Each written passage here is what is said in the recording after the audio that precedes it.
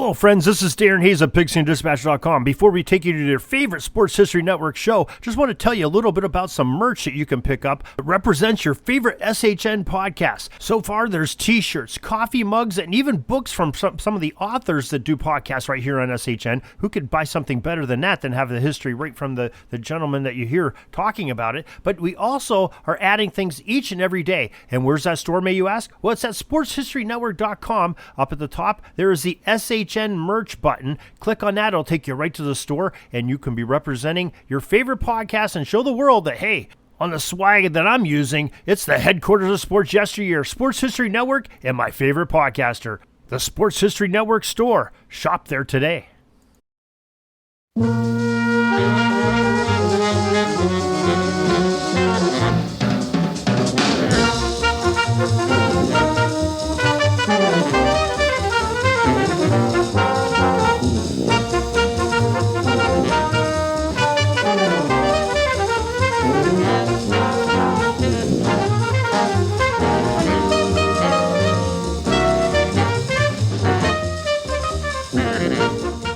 This is Kyle Richards, the creator of the Total Sports Recall logo and owner of Abstract Sports, and you are listening to the Total Sports Recall podcast, a part of the Sports History Network. Now, here's your host, HARV ARONSON. Welcome to Total Sports Recall. I am your host, HARV ARONSON, and on this episode, we travel back in time to a very special Pittsburgh Pirates weekend in 1978. Growing up in Pittsburgh in the 1970s, Pirates fans were spoiled much like they were with the Steelers, a team that began a long trend of winning that started in 1972. Winning was common with the Pirates, with World Series triumphs in 1971 and again 8 years later with the We Are Family team led by the late, great Willie Stargell. Pops was also a member of that 1971 championship team. A year before the Bucs won the 1979 World Series, the Pirates were coming off a second-place finish, one that saw the New York Yankees take Major League Baseball's title from the Los Angeles Dodgers.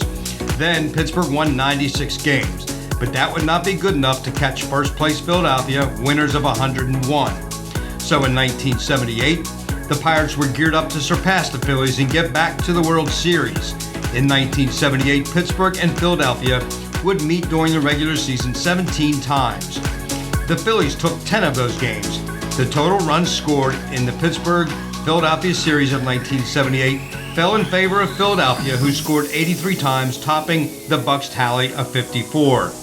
On 4 occasions, August 11th, 12th, September 11th, and 30th, Philadelphia scored in double digits, 15 runs, 10 runs, 10 runs, and 10 runs respectively, to the dates just listed. Despite the domination early in the season by Philadelphia, with one stretch from August 6th through the 12th that saw the Phillies win 5 straight, the Pirates stuck around. Heading into the final weekend of the 1978 season, the schedule had Philadelphia visiting Pittsburgh for the season's final 4 games. Meanwhile, the Phillies were holding a 3.5-game lead with those 4 big games to be played in Old Three Rivers Stadium. As a youth growing up in the Burgh and witnessing a ton of games played in the Old Three Rivers Stadium, thinking back to what were my most memorable baseball games played aside from attending all 3 home games of that 1979 World Series, the answer comes easy. In 1978, I had taken a year off from college. I was 19 years old and was at the first 3 games of that final series. It began with 2 games on Friday night. It began with what they called a twilight doubleheader. 2 games that had a first pitch at 6:05 p.m. and Dick Ruthven was taking the mound for the Phillies, Bert Blyleven for the Pirates. The scene at Three Rivers was electric. The buzz in the stadium was incredible. A sweep would send the Pirates to the National League Championship Series. With a seating capacity of 59,000, Three Rivers Stadium saw 45,134 fans pouring through the turnstiles. Hopes were high that night that they'd be witnessing some history. This program is being brought to you by Nest Egg's 401k. The landscape for retirement has changed dramatically in the past decade. Now more than ever, business owners are looking for a 401k provider who can protect them from risk and make their company 401k easy to operate. Employees are looking for help with their personal finances from people they can trust. fiduciaries who don't sell products and don't get paid commissions. Nest Egg's 401k can help. If you own a business and would like a review of your company 401k plan, or if you are an individual with greater than $500,000 in investable assets, Nest Eggs would be happy to conduct a fiduciary review of your circumstances and provide you advice at no cost. Call Nest Eggs today at 866-202-4646. If you can believe it, a ticket for a field box seat at Three Rivers Stadium in 1978 was just $6. I used to purchase general admission seats in the upper decks for as little as 50 cents and $1. Things have certainly changed. Ushers would even allow fans to walk down to the field level prior to games to try to get some autographs or just watch the players warm up. So on Game 1 on September 29, 1978, the contest was scoreless until the Phillies drew first blood in the top of the 5th inning with 2 runs. The Pirates answered with 4 of their own in the 6th. Then Philadelphia knotted it up with 2 more in the 7th. It stayed that way until Pittsburgh came up in the bottom of the 9th. With Ron Reed pitching and Ed Ott at the plate, he tripled. 90 feet from taking Game 1, he would score on a Gary Maddox throwing error, providing a 5-4 victory. Then at 8:50 p.m., the first pitch of Game 2 was thrown by Pirates starter Bruce Kison, who was on the mound to try and get the Bucs past Philadelphia's starter and ace Steve Carlton. The game would become a pitching duel, with the Phillies managing to score in the 2nd when the Bull, Greg Luzinski, smashed a solo home run shot. This held up until the 5th, when Kison would shock not just the fans but Carlton as well with a solo home run of his own. There was no more scoring until the bottom of the 9th. However, Steve Carlton was still on the mound as Dave the Cobra Parker led off. Parker doubled, making it to third base when Tim McCarver, now catching in place of Bob Boone, made an error. Next, Bill Robinson was intentionally walked. Seeing Willie Stargell stepping to the plate, Philadelphia manager Danny Ozark took no chances and put Stargell on base as well. Now the bases were full of Pirates. No one could have predicted what would happen next. Ozark replaced Carlton with Warren Brewster, and McCarver was still at catcher. Brewster committed a balk with Phil Garner at the plate, bringing Dave Parker to the plate with a walk-off victory on a balk. And just like that, the Pirates swept the doubleheader on 2 walk-off victories, both by errors. Three Rivers Stadium was a pandemonium. The fans went wild. They all knew the Pirates were heading into Saturday just a game and a half away from taking what was then the National League East Division. With my ticket in hand, I headed back to the stadium the next day for the 2:20 start in the afternoon. Much to my shock, surprise, and ultimate disappointment, I was expecting another near sellout crowd. However, the official attendance was only 28,905. That's 16,229 fans less than the night before. To this day, I have not been able to figure out why the fans did not come out on a Saturday afternoon knowing their team had a shot at the postseason. The game began with a bang for the Pirates. After Philadelphia scored first, Pittsburgh jumped on starter Randy Lurch by scoring 4 runs in the bottom of the 1st. Willie Stargell was responsible for all the scoring with a grand slam, no less. It appeared the Pirates were putting themselves in position for a division-clinching game on Sunday. Instead, the Phillies began to claw their way back from the 4-1 deficit with runs in the 2nd, 4th, and 3 in the 6th to take a 6-4 lead. Randy Lurch helped his own cause with solo home runs in the 2nd and 4th innings. And how often do you see pitchers stroking home runs, let alone twice in the same game?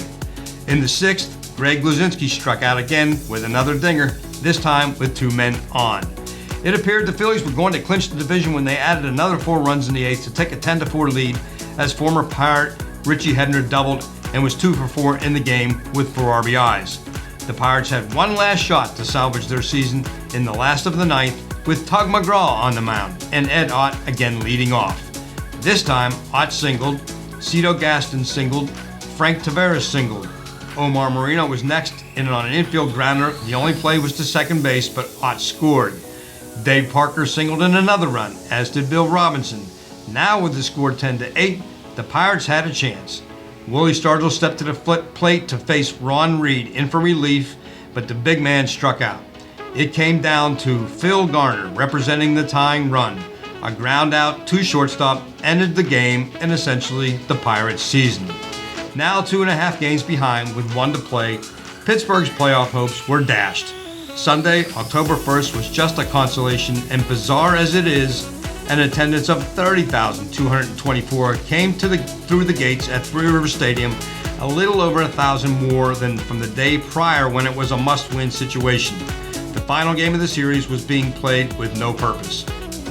The Pirates came out the winner by a score of 5-3, but it was too little, too late. Philadelphia won the division with 90 wins, and the Pirates finished 88-73 and a game and a half behind. The Dodgers would knock off Philadelphia in the League Championship Series 3-1, but the Dodgers would ultimately fall to the Pinstripes in the World Series. The next year was Pittsburgh's year, though, as they beat the Baltimore Orioles in the World Series, riding Sister Sledge song, "We Are Family," all the way to the Pirates' 5th world title, and the last one they would win. That 1979 campaign was perhaps the most special season in Pirates history, but for one weekend in 1978, the Pirates treated fans to one very special evening, and I was there. If you enjoyed this podcast, opinions are welcome by emailing the show at totalsportsrecall@gmail.com. Until next weekend, this is your host, Harv Aronson, wishing everyone a wonderful week ahead. The contents of this podcast do not represent the opinions of others and are solely the opinions of Harv Aronson based on his experience, knowledge, and research.